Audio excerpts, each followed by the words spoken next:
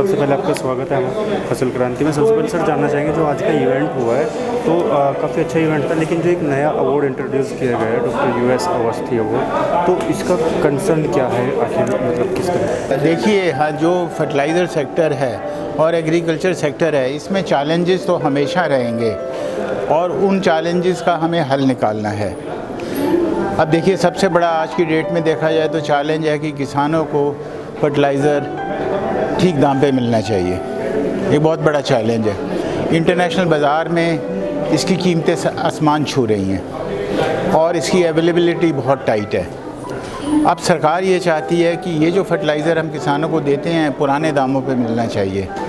तो जब पुराने दामों पे देना है तो सरकार की सब्सिडी बढ़ जाती है। जो यूरिया किसानों को दिया जाता है वो उसकी जो लागत से सिर्फ आज की तारीख में 10% के ऊपर दिया जाता है। मान लो उसकी लागत अगर 100 रुपया है तो किसान को सिर्फ उस 10 रुपये देने पड़ते हैं, 90 रुपये सब्सिडी होती है।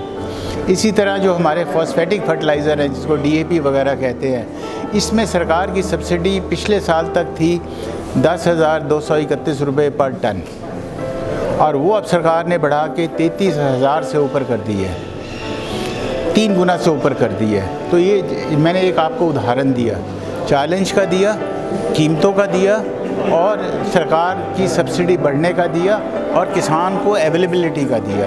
तो ये एक चैलेंज होते हैं।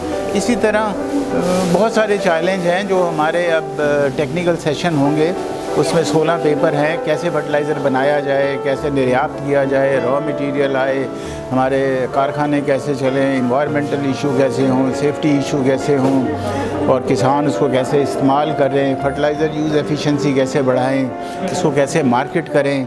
तो ये सारे इश्यूज़ और चैलेंजेस हैं और हमेशा रहेंगे। देखिए, पिछले साल जब कोविड का चैलेंज आया था और जब कोविड शुरू हुआ था, सिर्फ मैं आपको एक आंकड़ा देना चाहता हूँ कि हमारी जो कोर इंडस्ट्रीज़ होती हैं जिसमें सीमेंट आ गया, स्टील आ गया, ऐसी 9-10 इंडस्ट्री का लिया जाए तो उसमें से फर्टिलाइज़र सेक्टर ही एक ऐसी इंडस्ट्री थी जिसमें 3% से ऊपर ग्रोथ किया था। कोविड के चलते हुए हमने ज़्यादा फर्टिलाइज़र बनाए, ज़्यादा उनका इंपोर्ट किया और ज़्यादा किसानों को दिया। हम कोविड से डरे नहीं और हमने खूब फर्टिलाइज़र बनाया और किसानों को दिया और सरकार ने हमारी पूरी मदद की।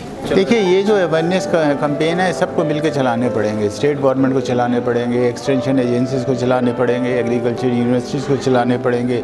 हम भी इसमें अपना जो योगदान है वो देते हैं। तो अब कई जगह ओवरडोज है, कई जगह अंडर डोज है, कई जगह जैसे आज आप चीफ गेस्ट ने भी बताया होगा जो डायरेक्टर जनरल है ICAR के, तो ये भी एक चैलेंज है कि किस चीज़ को कैसे इस्तेमाल किया जाए। कोई भी चीज़ ले लीजिए आप, उसका कैसे इस्तेमाल होना चाहिए। आप खाना खाते हैं, बैलेंस्ड होना चाहिए, सब तरह का पदार्थ खाने चाहिए आपको। इसी तरह जो पौधा है उसको भी सब तरह के न्यूट्रिएंट मिलने चाहिए। तो ये एक चैलेंज है और ये एक बहुत बड़ा चैलेंज है। देखिए, नई चीज़ क्या चलेगी, ये नेचुरल रॉ मटेरियल्स हैं, पेट्रोलियम प्रोडक्ट है, नेचुरल है, कुदरत की तौर से होता है। इसी तरह जो फास्फोरस की माइंस हैं वो नेचुरल हैं, इसी तरह पोटैश की माइंस हैं। अब उसकी हम सारा डीजल पेट्रोल भी बाहर से इंपोर्ट करते हैं, जो एनर्जी में हम डेफिशिएंट हैं। तो इसी तरह हमारे रॉ मटेरियल नहीं है, इसके बावजूद भी हम रॉ मटेरियल ला के और उसके फिनिश प्रोडक्ट बनाते हैं और दुनिया के इस टाइम तीसरे नंबर पे हैं रॉ मटेरियल ना होने के बावजूद भी। इसका आंसर होगा कि इसका और एक्सप्लोरेशन किया जाए। उसकी जो हमारी संस्थाएं हैं, MECL mineral exploration corporation, geological survey of India, वो इस दिशा में काम करें, ढूंढें ज़मीन के नीचे होते हैं, कहाँ पे पड़े हुए हैं, उनको बाहर कैसे निकाला जाए।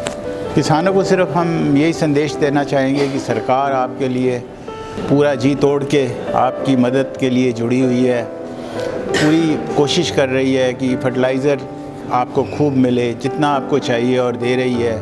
और इसकी जो बढ़ी हुई कीमतें हैं बाहर के बाज़ार से जो हम लाते हैं, जो आसमान छू रही हैं, उसके बावजूद भी किसान ने आपकी कीमतें नहीं बढ़ाई। सरकार जो भी कर सकती है उनको लाने में और आपको ठीक दाम देने में, उसमें कोई कमी नहीं कर रही।